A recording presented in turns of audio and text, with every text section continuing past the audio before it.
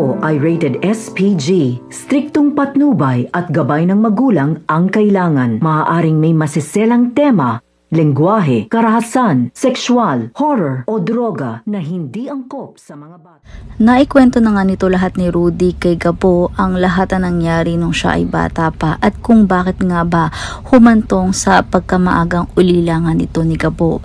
Ngayon ay unti-unti na naalala ni Gabo ang nangyari nung gabing iyon at ngayon ay mas naintindihan na nga niya kung ano ang nangyari dito. Kung kaya't sa galit nga nito ni Gabo, sinabi talaga niya dito kay Rudy na hahanapin niya ang pulis na sumugod sa kanilang bahay at pagbabayarin niya nga ito sa nangyari sa kanyang ina. Samantala, muli nga magkakatapat o magkakatagpo itong sina Samantha at Lucas at dahil nga roon ay mapapalaban itong si Samantha at matatamaan nga siya ng bala ng baril ni Lucas, kung kaya tuwang-tuwa nga itong si Lucas na tila ba siya na nga ang nagwagi sa kanilang dalawa ni Samantha.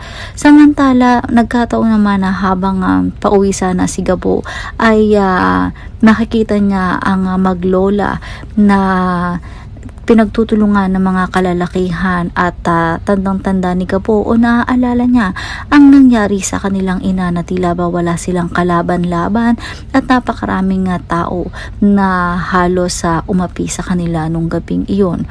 Kung kaya't sa galit nga nito ni Gabo ay dito niya na iparamdam ang galit nga niya at siya ang nagtanggol sa bata at sa matandang kasama nga nito.